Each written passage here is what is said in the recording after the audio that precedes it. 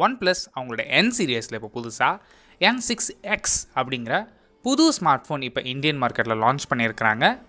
இன்றைக்கி இந்த வீடியோவில் இந்த ஸ்மார்ட் ஃபோன் எப்படி இருக்குது அண்ட் இவங்க லான்ச் பண்ணியிருக்கிற இந்த ப்ரைஸ் பாயிண்டில் இந்த ஃபோன் நீங்கள் வாங்கலாமா அப்படிங்கிற கம்ப்ளீட் டீட்டெயில்ஸ் தான் இந்த வீடியோ நீங்கள் தெரிஞ்சுப்பீங்க.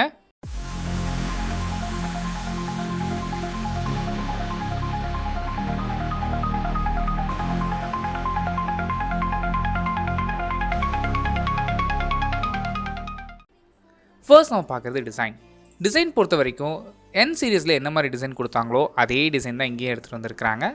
இந்த டிசைன் பற்றி நீங்கள் என்ன நினைக்கிறீங்க அப்படிங்கிற உங்கள் தாட்ஸை கீழே கமெண்ட் பண்ணுங்கள். அண்ட் இதில் யூஸ் பண்ணிக்க கலர் வேரியன்ஸும் கொஞ்சம் நல்லா இருக்குது. இந்த ஃபோனோட சைஸ்ன்னு எடுத்துக்கிட்டிங்கன்னா 6.8 இன்ச்சஸ் உள்ள LCD பேனல் யூஸ் பண்ணியிருக்கிறாங்க. இப்போ இருக்க நிறைய ப்ரைஸ் பாயிண்ட்டில் LCD பேனல் தான் கிடைக்கும். அதுவும் இது HD+ தான், ஃபுல் HD கூட கிடையாது. அண்ட் ரெஃப்ரெஷ் ரேட் பொறுத்த வரைக்கும் உங்களுக்கு 120Hzக்கான ரெஃப்ரெஷ் ரேட்டும் பீக் பிரைட்னஸ் எடுத்துக்கிட்டிங்கன்னா உங்களுக்கு 900 nits வரைக்கும் போகும். ஸோ டைரக்ட் சன்லைட்டில் யூஸ் பண்ணும்போது பெருசாக எந்தவித இஷ்யூஸ் இருக்கக்கூடாது. அண்ட் இந்த டிஸ்பிளேக்கு உங்களுக்கு 254 பிக்சல்ஸ் பெர் இன்ச் தான் கொடுத்துருக்காங்க. ஸோ பெரிய ஷார்ப்னஸ் எதிர்பார்க்காதீங்க. அடிஷ்னலாக இந்த ஃபோனுக்கு மிலிட்ரி ஸ்டாண்டர்ட்ஸ் 18Hக்கான டியூரபிலிட்டி சர்டிஃபிகேஷனும் இருக்குது. அண்ட் ப்ராசஸர்னு எடுத்துக்கிட்டிங்கன்னா இங்கே MediaTek Dimensity 6360 யூஸ் பண்ணியிருக்கிறாங்க. இந்த ப்ராசஸோட பர்ஃபார்மன்ஸ் எந்த அளவுக்கு இருக்குன்னு கேட்டிங்கன்னா ஒரு என்ட்ரியில் விட கொஞ்சம் பெட்டராக இருக்கும், மிட் ரேஞ்சுக்கு கம்மியாக தான் இருக்கும். ஸோ நீங்கள் கேஷுவலாக ஆப்ஸ் யூஸ் பண்ணுவீங்க, இல்லை நீங்கள் டெலிவரி பார்ட்னராக இருக்கீங்க, இல்லை உங்களுக்கு ஒரு செகண்டரி ஃபோனாக தான் வேணும், இல்லை வீட்டில் ஏஜ்டு பர்சன்ஸ் இருக்காங்க அப்படின்னா அவங்களுக்கு இந்த ப்ராசஸ் செட் ஆகும். இந்த ப்ராசஸர் பர்ஃபார்மன்ஸ் இன்னுமே பெட்டராக இருக்கணும் அப்படிங்கிறதுக்காக இங்கே 13,280 ஸ்கொயர் எம்எம்கான ஹீட் டிசிபேஷன் ஏரியாவும் இருக்குது. அண்ட் கேமரா பொறுத்த வரைக்கும் N6 கூட கம்பேர் பண்ணும்போது கேமரா டவுன்கிரேட் பண்ணி 13 மெகா பிக்சலுக்கான ப்ரைமரி ஷூட்டர் யூஸ் பண்ணியிருக்கிறாங்க.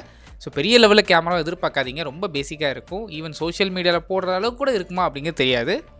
அண்ட் ஃப்ரண்ட் ஃபேசிங் கேமரா பொறுத்த வரைக்கும் வெறும் 5 மெகா பிக்சலுக்கான ஃப்ரண்ட் ஃபேசிங் கேமரா தான் இருக்குது. அண்ட் பேட்டரி பொறுத்த வரைக்கும் இந்த ஃபோன் 7000 mAhக்கான பேட்டரி. இதை சப்போர்ட் பண்ணுறதுக்கு அட்லீஸ்ட் ஒரு 45 வாட்ஸ் கொடுக்கலாம். பட் இங்கே வெறும் 15 வாட்ஸ் சார்ஜிங் சப்போர்ட் தான் இருக்குது.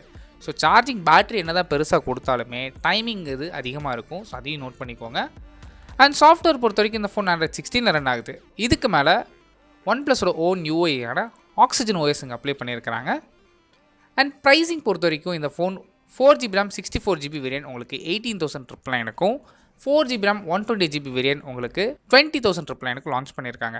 ஸோ அடிஷ்னலாக இந்த ஃபோனுக்கு 1,500 rupees வரைக்கும் இன்ஸ்டன்ட் கேஷ்பேக் ஆப்ஷன்ஸும் அவைலபிளாக இருக்குது. ஸோ அப்படி பார்க்கும்போது வேணுன்னா இப்போ இருக்க RAM காம்பனன்ட்ஸ் ப்ரைஸ் வச்சு பார்க்கும்போது ஓகேவா தெரியுது.